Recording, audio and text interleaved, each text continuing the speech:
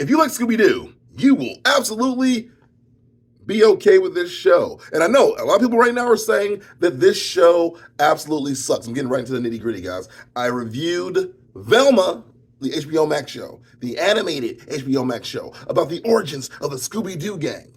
And I'll be real with you guys. I know a lot of people were saying a lot of stuff about this show. A lot of people were saying this show sucks. They're saying it's really immature, it's really edgy for no reason, and it kind of ruins your childhood, if you will. And I'll just say the thing that I really do feel. I think that a lot of people only watched the first episode and then just made their conclusion going forward from there. Because once you get to the second episode, it feels a little bit different. It feels like they're actually world building here, and I don't think it's that bad. And if you want to know why, stick along for this video, and I'll explain. Because I do feel like a lot of people are like jumping on the pile and choosing to hate the show without looking at any of the positive merits of the show. And I'll start with the things I like about the show, and I'll get to why it is kind of crappy. And then we'll explain to you why I think it has potential beyond these 2 episodes, and why I think a lot of people, again, are just kind of like drawing conclusions without seeing the whole thing as a landscape. So what do I actually like about the show? The animation. The animation is that, that new kind of flat animation they have in every animated show. But I'll say it's actually done really well here. But also, whenever Velma has her hallucinations, which is a part of the show, it actually is pretty dope and it gets pretty creative. And I can just tell that the animators did a really good job here and had a good time with what they were making.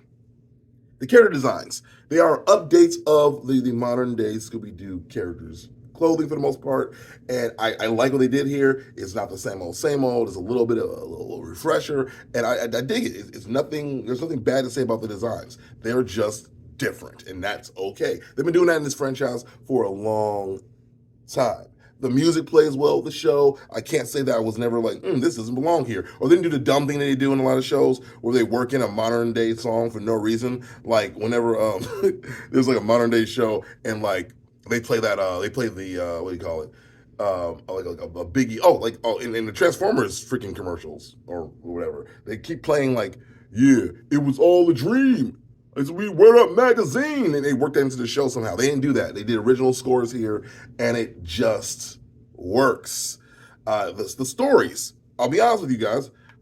The overarching plot of Velma's mother is actually enticing. Like, you want to know what happened to her mother. Did she leave because she hated her family? Did she leave because of something nefarious? Will Velma solve the crime? That overarching thing is actually keeping me engrossed in the show.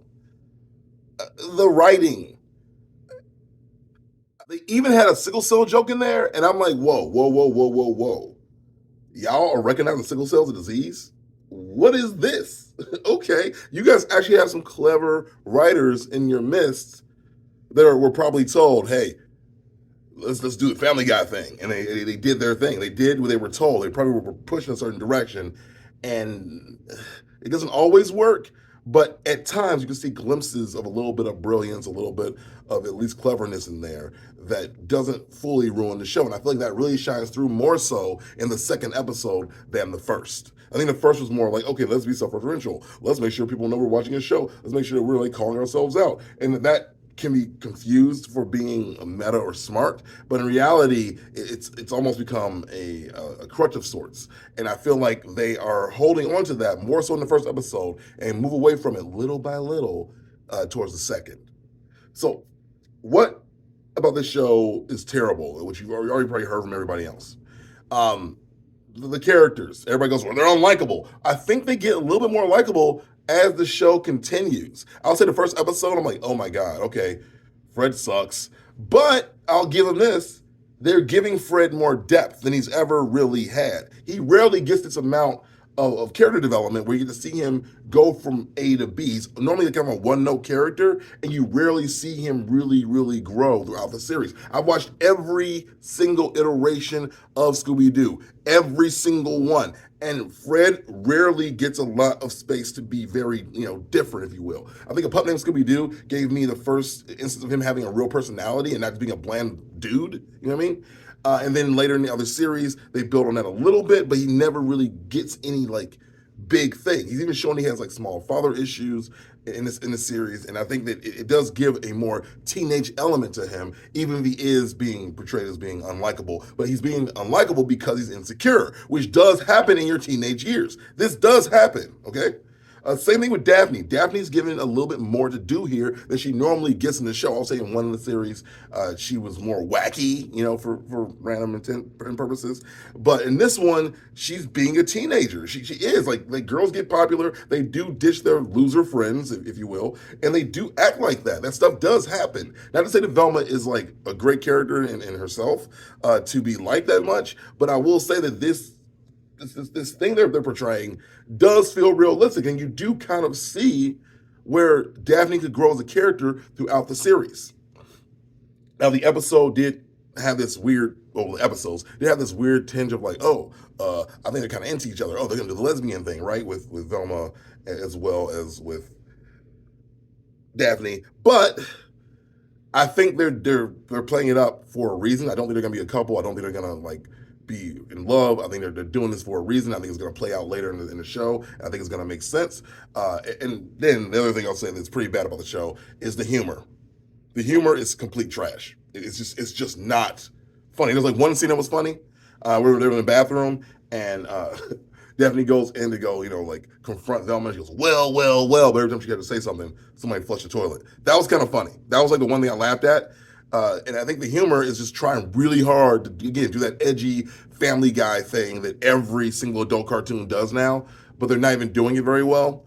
And I would not watch this show for the comedy aspect. I'll just say that straight up. And again, going back to the characters, Shaggy Norville, if you will, he's not Shaggy. He's not. He's just some dude who showed up with Shaggy's clothes. And I would not be surprised, quite frankly, if they had a white guy come in the middle of the show for no reason, just to be funny, and replace him. Like, the actor for Shaggy's been replaced by this guy, blah, blah, blah, blah. And they do some like commentary around white people taking over black people's stuff, and then he's just the Shaggy we know and love. I can see that being a thing towards the end of the series, but right now, this Norville person is not Shaggy. Maybe he evolves into Shaggy, maybe becomes more of a stoner. Maybe he does meet Scooby-Doo. Apparently, he's not contractually able to do that. But there's something they can do here to build this character into something more than just a dude who is now just in love with Velma needlessly. But again, even then though, and this is me going positive again, I feel like that even that part of the show does keep you a little bit more engrossed with Shaggy being hopelessly in love with Velma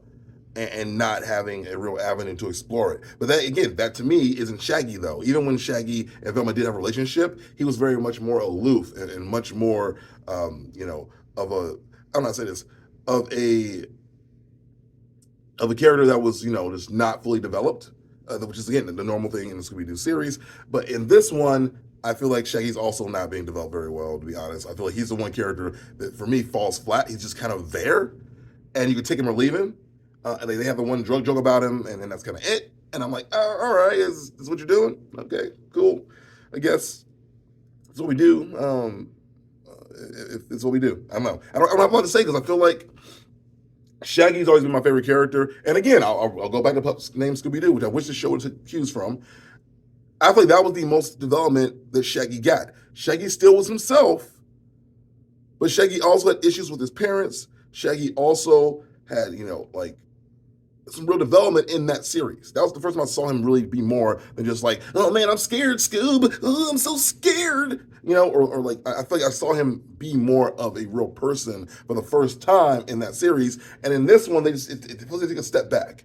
So my overarching point is, with everyone involved, you got Fred, who is not a well-developed character, but getting there in his series.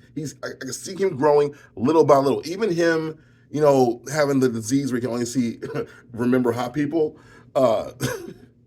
that's evolving, him as a character. And that the series is also an origin story for Murder Inc., or Mystery Inc. rather.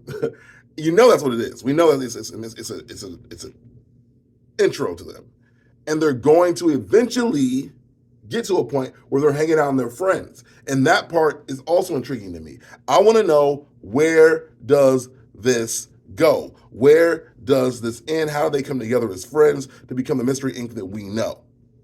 And that's keep me in the show. So again, I watched the first episode. I'm like, oh, okay, I see everybody saying here. This is a lot. The second episode seemed to tone things down a little bit and become a little bit more of a jumping off point to them becoming the characters that we expect them to be. And I actually see myself watching this week after week. So I might start doing reviews here. If you guys like this video, do me a favor, just go ahead, hit that button. Let me know if you want to see more Velma reviews. I will continue to do the show. In fact, I'll watch it so you don't have to. I'll give you the rundown of the show each week and break it down for you if you want to see that. But let me know if that's what you want. Otherwise, I'll just, go to bed, because that's where my bed is, right here. Life is life. If you guys don't know, this channel is not monetizable right now for some dumb reason. So if you want to support me, go to nerdgeekculture.com. Pick up some clothes. I got a brand new hat where it makes you're sad, but you're also happy at the same time. And I got a shirt that says, you might be socially awkward as a human. Go pick up one of those. But otherwise, guys, thanks for watching, and I'll see you on the next one. My name is Chris, and I use Teleport.